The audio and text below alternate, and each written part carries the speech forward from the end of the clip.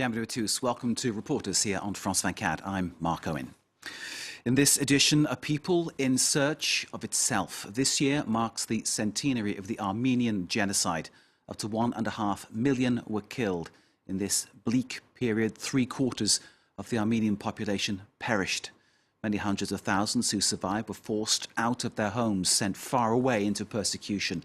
Massacres took place across eastern Turkey and present-day Syria. At Deir ez-Zor, Armenians died in horrific conditions in concentration camps.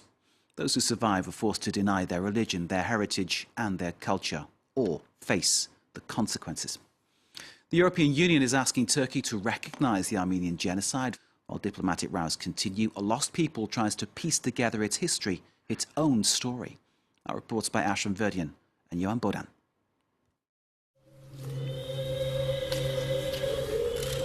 White carnations in memory of the horrors of the past.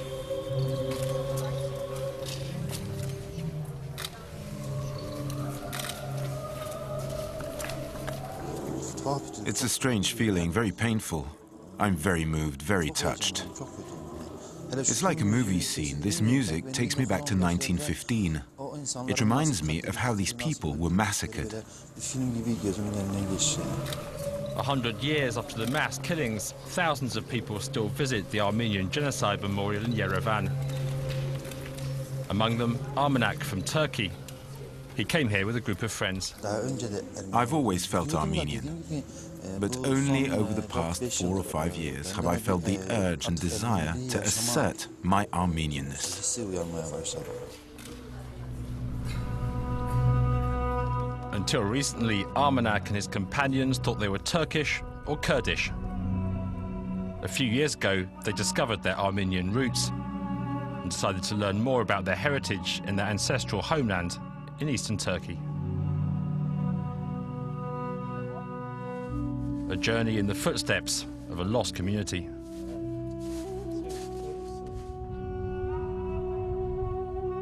Dersim, a region where Armenians were in the majority for centuries. Here we're led to a precipice with a haunting nickname, the Armenian Cliff. During the 1915 genocide, they killed all those that they brought here. They would round them up in nearby villages, tie their hands and feet together, and throw them off this cliff. I'm 53 years old, and I only learnt about this 5 years ago. Since 1915, the Armenian Genocide has been a taboo subject in Turkey. But now these friends are on the hunt for memories in this little village. Hello, how are you?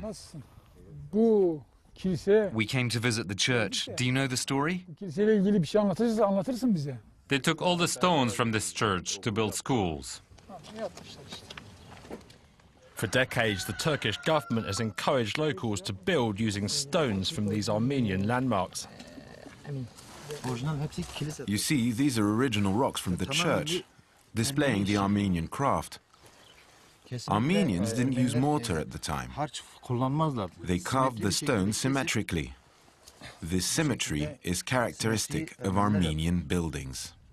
Dating back to the 10th century, most of the Ergen monastery's marvels are in ruins.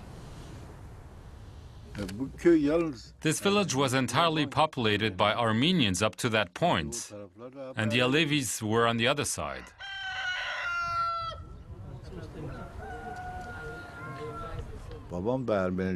My father spoke Armenian. Are you Armenian? No. When he says his father spoke Armenian, that tells me that this man also has Armenian roots without even knowing it.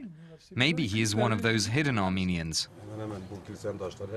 In these remote villages, family stories are not always clear.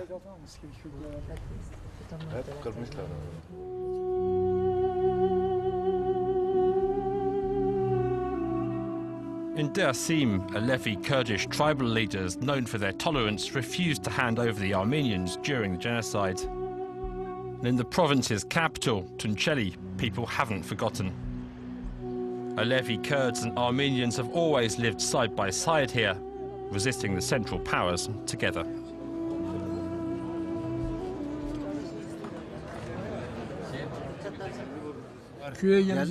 I'll come to see you. I've been working on the Armenian ruins with my association. I haven't had time to come to your village yet. There has never been any hatred here. We've always lived together, without tension. That's what my uncles told me. Armenians used to make tapestry machines. That's what a Kurdish tribal leader once told me. They were very good at crafts: tapestry, jewelry making, metalwork, hairdressing, dressmaking, everything in the industry. Another picture from the past for the group from Dersim.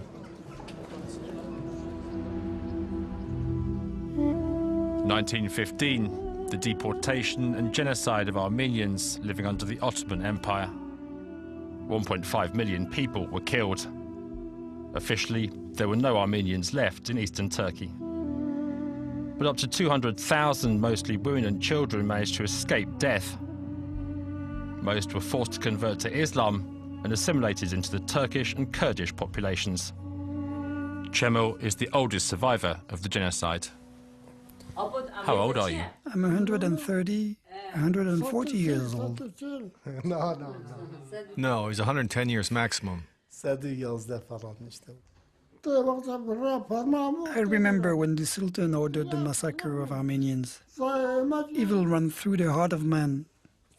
My family and I took refuge in the caves. Despite the years, Cemil hasn't forgotten his mother tongue.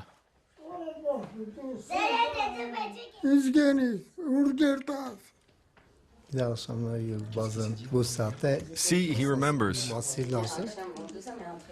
The language of the past no longer exists. We can no longer speak it. There's no one to speak to anyway. Hayrettin picks up where his father left off. When they left the caves, they adopted Turkish names and converted to Islam. We only learned that we were Armenian at school because we were discriminated against. They used to call us infidels.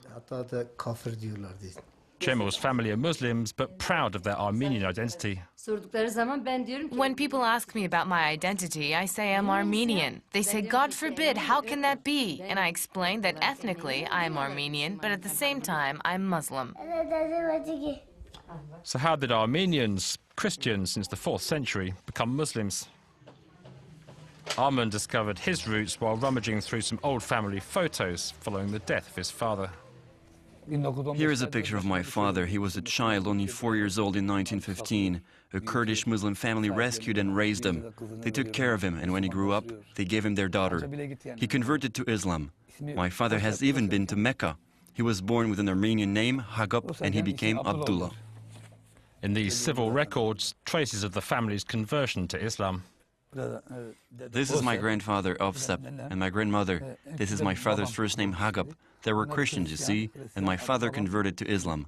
Here are my 5 brothers, my father and mother, all my brothers. I'm the youngest of the 5. You can see the signs everywhere. Islam, Islam, Islam. Until recently, Arman was called Abdurrahim.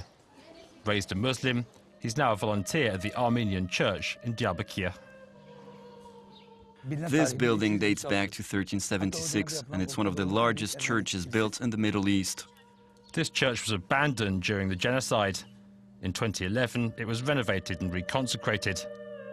It's where Arman plans to convert to Christianity. But for now, there's no permanent priest. My heart bleeds to see this place empty. I would love for Armenians to be here, to come back to this place. That's my greatest wish. The church was restored by the Armenian diaspora and the local authorities of Diyarbakir. Kurds in the town participated in the genocide back in 1915, but today's local leaders have taken on the Armenian cause, pressing for civil rights for Turkey's minorities. The Kurds in Turkey have a historical debt to the Armenians and other minorities because at the time they were manipulated by the state and essentially had a role in the genocide. Because of this role, they have to face up to the present and repent.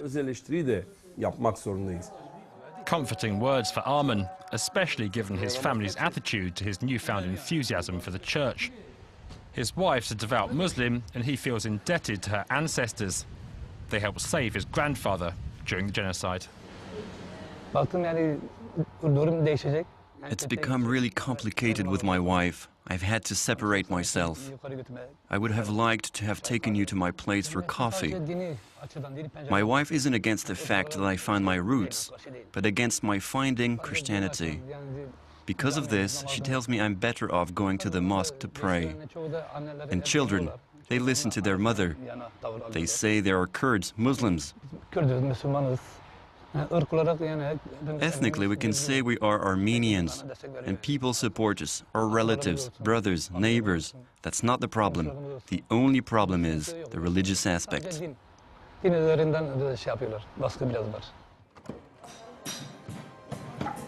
In eastern Turkey, the social pressure is palpable.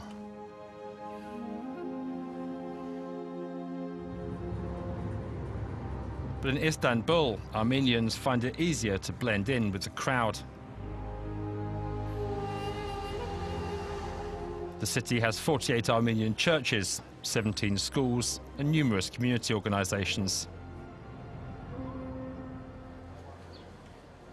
34-year-old Nazan comes from a family of Muslim converts from Dersim. In 10 days' time, she'll officially become a Christian. I came to Mass today for Palm Sunday to get my olive branch.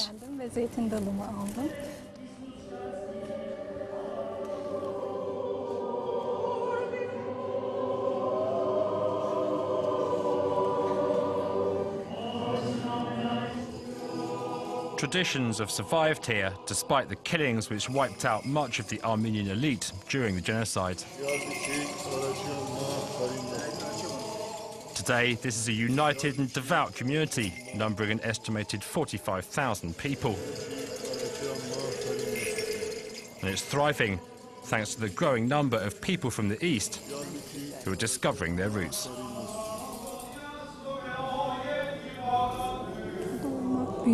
Being here calms me.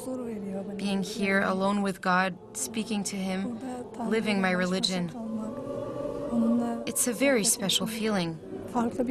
Before, I was immersed in a different culture, but since coming here, I feel that I belong to this place.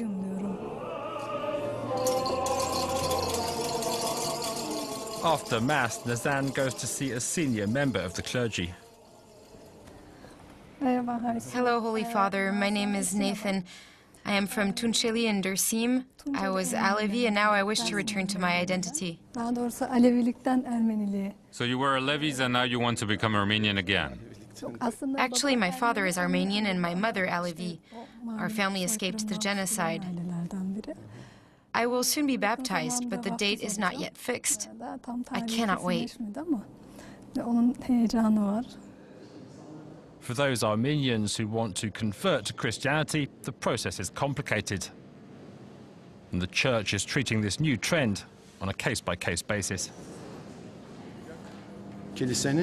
To protect our church and the Armenian community, we need to investigate, monitor, and identify the roots of the person who wants to take a step like this.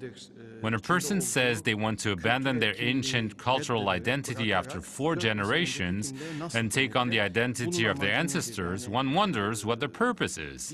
That is why we are cautious. Some Armenians have been helped out of the shadows by this weekly newspaper, Agos. It's one of the few publications in Turkey to talk openly about the Armenian question. But its founder, Hrant Dink, paid with his life for breaking taboos. In 2007, he was shot dead by a Turkish ultranationalist, a crime that sent shockwaves around the country and ignited an overdue debate. There are 36 different ethnicities in Turkey, but officially there is only one. Turkish, one people. The Turkish people. This isn't true, and talking about it, accepting it and understanding it disturbs the Turkish mind. After the death of Hrant Dink, a large number of people knocked on our door saying we are Armenian, help us. When these people claim to be Armenian, how can we allow ourselves to contradict them? What right do we have to say no, to say you're not Armenian? We're always seeking the answer to these questions. Breaking that silence has been a big part of lawyer Fatia Çetin's life. She represented Dink's family And when she too discovered her Armenian roots, she decided to write a book. Released in 2004, it became a bestseller and has since been translated into 13 languages. I didn't expect this to be a hit. It's like opening a bottle of sparkling water that's been shaken. The bottle was barely opened and the stories were pouring out, one after another. The descendants of the Armenians who had converted to Islam told me that they are not accepted by the dominant Turkish community because they're considered to be the children of infidels. Nor are they accepted by the Armenian minorities.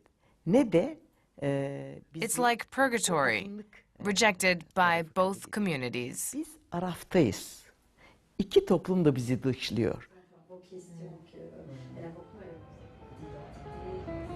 Fatiya collected thousands of long-hidden secrets, rewriting a history denied by Turkey for a century. From the Anatolian Plateau to the Bosphorus Straits, many Turks are now questioning the roots of their identities. The descendants of a hidden community have opened a Pandora's box, locked away by previous generations.